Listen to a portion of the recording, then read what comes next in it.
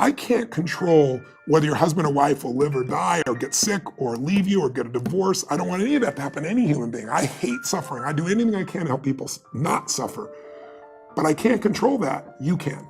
There are people who have lost their arms, lost their sight. There have been people that have been through the most horrific experiences in life, and they found a way to still be happy because they've made the decision that life is too short to suffer.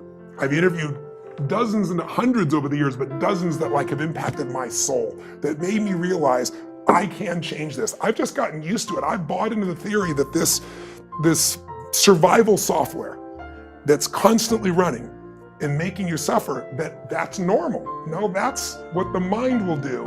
And mind has been around forever. What I'm gonna do is something different. And the way I get out of suffering, I give myself a 90-second rule. It's really simple. I say, look, if I feel myself starting to feel that stress, feeling that pissed offness or upsetness or concern or worry about my kid, whatever, I realize that's not gonna make it better. Life's too short to suffer. And then I just kind of breathe slowly, slow everything down, and I just watch the thought go by and go, look at that crazy thought. Because everybody's had crazy thoughts. Everybody's had the thought, I'm gonna kill that son of a bitch, right? And then you don't kill them because you don't believe that thought. It's the thoughts that are stressful that you believe that mess you up. When you question them, you break the pattern.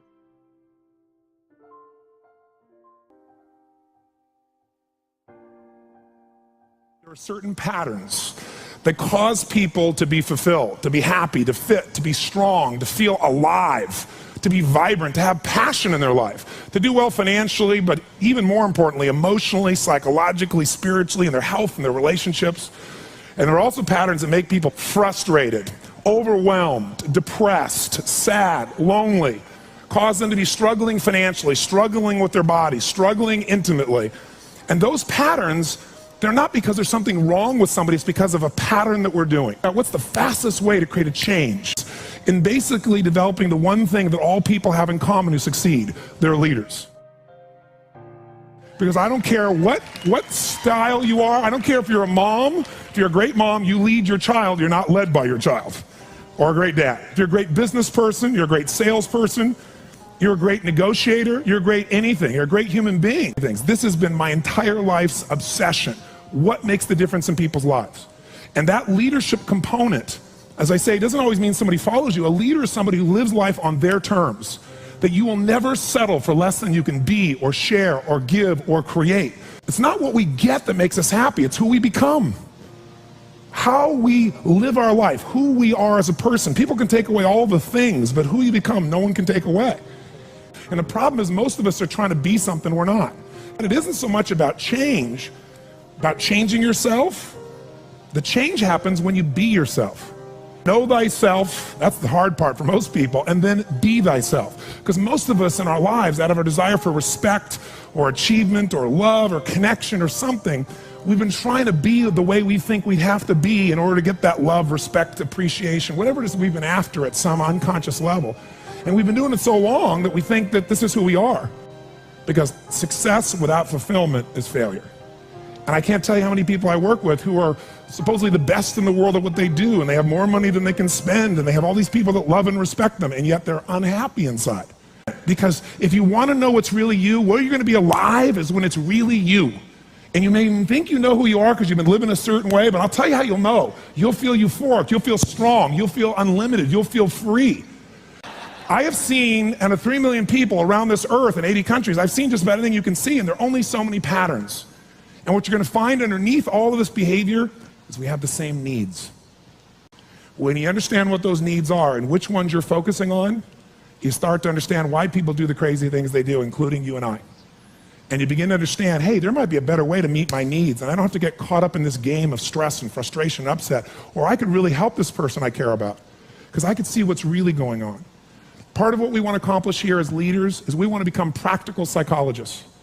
We want to understand what's really going on so we can help, so we can make a difference, so we can transform. So yes, of course you can do better in your business, because the more you understand about what people need and want, the greater you're going to be. The better manager, better leader, the better mom or dad, the better friend. And there's a better you that's available when you understand what's driving you. But most of us are running patterns over and over again. And we want to free that up. To free it up, we got to break the pattern. We got to do things that are different. So we're going to do something different. I'm not here because I believe in positive thinking. If you think that's what I believe, you don't know much about me. I'm not one of those people that believes you're supposed to go to your garden and chant, there's no weeds, there's no weeds, there's no weeds, there's no weeds. There's weeds right there. All right, that's what I believe. Here's what I believe. I believe that if you really want to be effective, you got to tell the truth.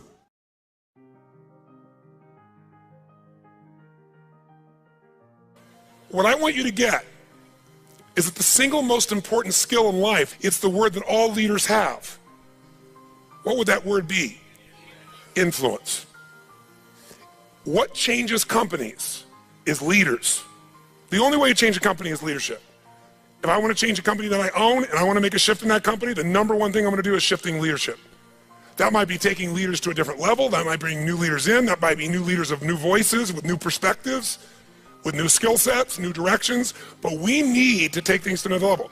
Leaders solve problems and leaders maximize resources. If you're going to solve problems, you can't do it yourself. It would have already been solved. You have to get others to help you to do it. That requires influence. True? If you're going to get people to maximize resources, that requires influence. If you're going to get people to partner with you, provide you resources, capital, suppliers, anything, that requires influence. If you're going to have an impact on your kids or your community or the world, that requires influence. There is no more important skill of leadership than influence. And yet most of us think of it like selling, and as a result, we don't master influence. So I'm not here today to try and get you to become a master of influence in 45 minutes or so of my chatting with you here, because we have so many of the speakers. This is the area of life I am most focused on. Because I know that if you can't influence, you can't lead. But if you can influence powerfully, intelligently, with integrity, there's no limit to whatever you can envision and what you can make real. And if your influence becomes not just you as the influence, but you're able to influence systems, people, company, culture. If you can turn other people into influencers, now whatever you vision about can be made into a reality. And so as a skill of influence, we got to ask ourselves, how many agree leaders are what change companies? Raise your hand if you agree with that, say aye. And leaders' number one skill is influence. If you agree, say aye. But then the question becomes, how do you influence? How do you influence consistently with integrity? You can influence many ways. You can do it without integrity. But the good news is we live in a world today where whatever you do, it's transparent to the world because there are no secrets anymore, are there? Try to have a secret today, bless you. You can forget the secret. With the internet, with the culture we have, the way the world is today, there are no more secrets, and whatever you think is still possible to keep secret, give it 3 or 4 more years and it'll be impossible. Every phone call you make is recorded. There's no single phone call that goes in and out of North America that they don't have a recording of, and they can search by word, by tone, by tempo. They can even recognize voices now. There is no such thing as privacy. Everything you've ever put on the internet is there forever, and people know it and can search it. The way you write is searchable now.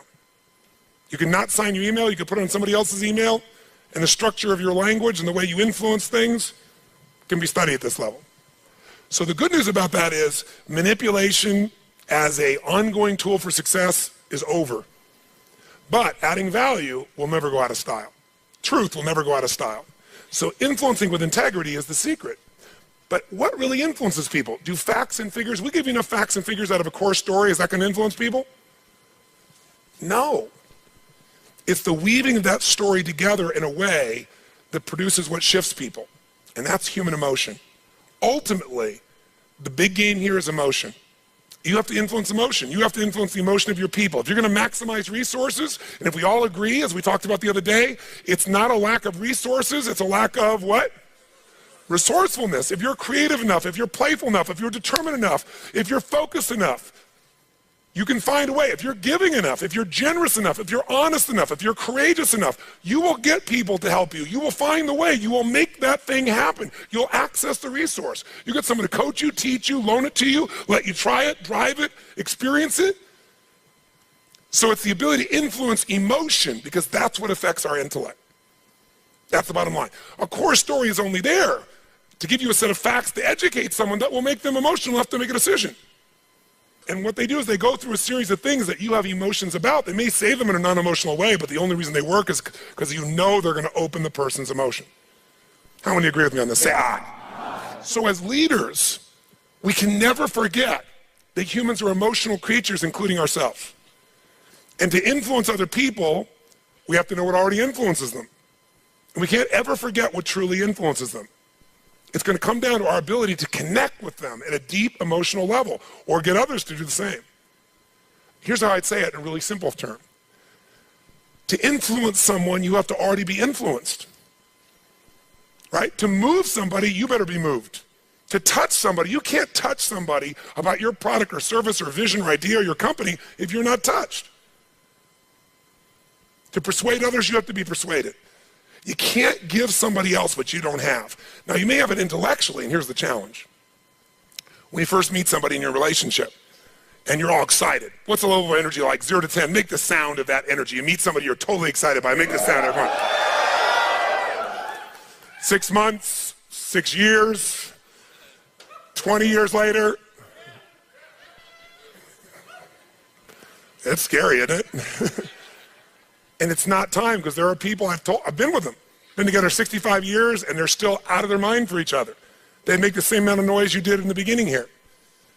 What changes is, very often, when you're around something enough, I don't care what it is, there's a law called the law of familiarity. The law of familiarity says this: if you're around something enough, you take it just a little bit for granted. And it doesn't matter what it is, it's not that you don't care, it's that you get used to it.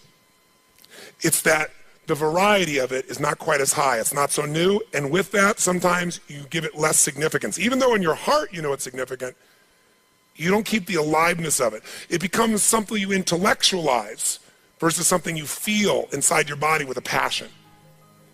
So there are people who say, but we love each other. Yeah, well, that's great. You know, you hug each other every now and then. You say you love each other, little kiss like that. Was that how it was in the beginning? No. It isn't time. It's that most people don't understand that this emotion, this intensity, this passion has to be constantly reinforced every single day. And like any muscle, if you don't use it, so then you have the base understanding of why you do what you do, but you've lost the energy that makes it alive.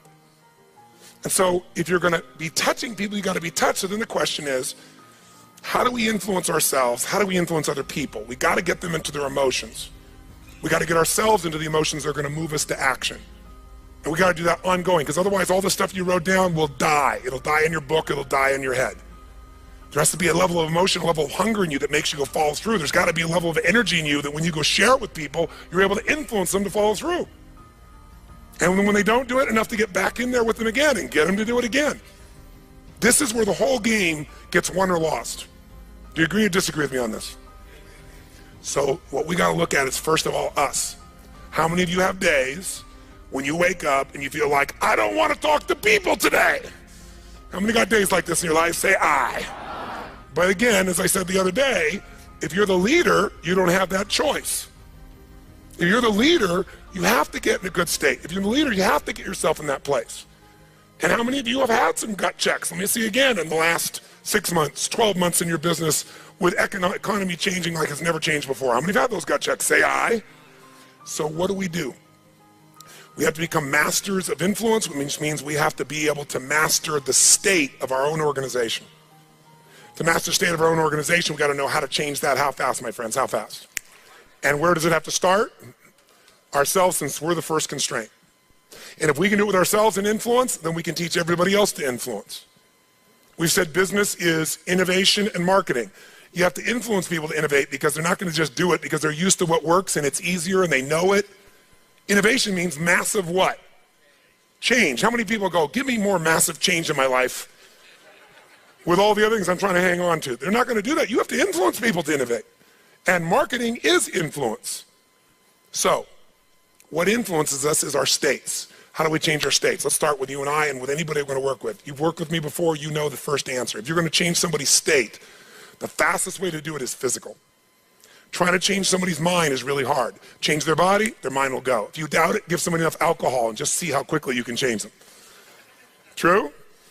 Give them enough alcohol, I don't care who they are, they're going to change. What are you changing? Biochemistry, physiology. Physical body and the emotion, the mind will shift. That's why people take drugs. That's why people eat. When they go eat, it's a biochemical change in their body. So, but we can do this through movement. We can do this through change. So if you want to be the leader and you're going to be affected, first thing I'd say to all of you going home, so you don't feel overwhelmed, is you need to develop an ongoing discipline, because we are our rituals. And I mean a physical one. If you want to say, well, why is my life the way it is today? Look at your rituals. Whether you call them rituals or not, you have them. Most of you get up and you have a set of rituals. You go straight to email, or you go straight and work out, or you go have your breakfast, or you hit the snooze alarm at least 3 times. It's your ritual. Who knows what I'm talking about here? And if you want to know what somebody's like, you can see their rituals. You can look at anybody's body in this room, if you had them take their clothes off, and you know some of their rituals or lack thereof. Is it true? If every day you get up and your ritual is you go to Starbucks and order a smoke boca, whatever those things are that you have, right? And a big muffin and whatever it is, right? And that's what you do every day. It's not hard to figure out what you're going to be like by 10:30 in the morning. You're going to be looking for your next coffee, your next whatever, because we want to stimulate your adrenal glands like crazy, and they're going to drop predictably. And we know what your stress level is going to be like. We know when your energy is going to go and fade. It's predictable because of your rituals. If you eat a certain way, you can predict that person's going to be fat and tired. You eat a different way, you know. If a person eats and they exercise a certain way, you know what their body's going to be like. Who here works out 5 days a week, never misses? It's just your life. Let me see your hands. Look at the number of people here. That's fantastic. That's really, give everybody a hand. That's really fantastic. Who here honestly never works out consistently? Right? Don't clap. Now here's what's interesting. I'm not saying one is right as one is wrong, but will those 2 different rituals create a different body, yes or no? Yes. If we wanted to really make it clear, we'd say everybody works out 5 days a week, stand up, we can look at them, sit down, everybody doesn't work out, stand up, look at them. It'll be pretty obvious. Now, some people's metabolism is different, they get by with different things, but you get the picture, don't you? Your relationships today are the results of your rituals. If the first thing you do every day when you come home is, hi honey, and then you go and give them a little peck on the cheek, and then you sit down and start typing your emails, or you flip on the news, it's not hard to know what your relationship's going to be like. You guys might love each other, but it's going to be one boring, dead relationship. It's like having a brother or a sister. But if your new ritual was, and you just, in the beginning, you made it a ritual. You just made it for fun. You say, every day when I come home, the minute I'm going to do is I'm going to yell my husband or wife's name, or sometimes my wife's a little crazy, so I go, Lucy! I'm home, and then we both go running. Wherever she is in the house, wherever in the house, we go running full speed like lovers that haven't seen each other in 6 months. We do it. Ask my assistant all the time. Now, not every day, but it's our ritual to this process, right? It's just a crazy thing. Thank you. Thank you. I appreciate the hand, but that's not why I'm telling you to do this. I'm telling you this because I want you to create yours. Because when you do that and you're playful and crazy, and you do that on a regular basis, like you can't wait to see each other. And the biggest ritual that we have besides physical, and by the way, let me just say to you this. When you go home, if you want to transform your business, transform you by creating first, if you don't already have one, a set of physical rituals that you're not going to miss. I don't care if it's 3 days a week, 4 days a week, something that's going to make you physically strong, because in a place where there's going to be a lot of fear, the way you deal with crisis is number one thing you should do is feed your mind. And you're doing that. Get yourself new answers, immerse yourself in new environments, get new voices, have new perspectives, ask some new questions. Isn't that what we've been doing here? Right? And we're doing it together and bringing all these people together. I basically, to create innovation in your life and marketing, I've assembled here 19 people. You assembled 5 days of your life, and we're just rocking day and night. It's the total immersion of what I taught you in innovation. It's really what it is, but it's got to continue. For it to continue, though, we've also been managing your state to a great extent. Right? Most of you don't go home and 4 or 5 days a day start clapping like crazy and screaming and shaking. You don't do that yourself. Right? And so some of you are going to go like, wow, it doesn't feel the same as at the seminar and stuff. You know, I'm back here by myself and my people aren't doing this. But some of you will go home and initiate this. You're going to have your Physiology 5, your 5 minutes of physiology shift, once an hour, once every 90 minutes, or no more than once every 2 hours. You're going to start your morning with everybody. You're going to bring in and get some little audio clip of something from a movie or something that blasts across, the room, and have everybody stand at attention. You're going to do some crazy stuff if you're smart. Go over Zappos and see what they do. They got the most crazy stuff going on there. All the stuff that I do in seminars, they do every day at their location with their people. And people can't wait to get to work and they're in a certain state.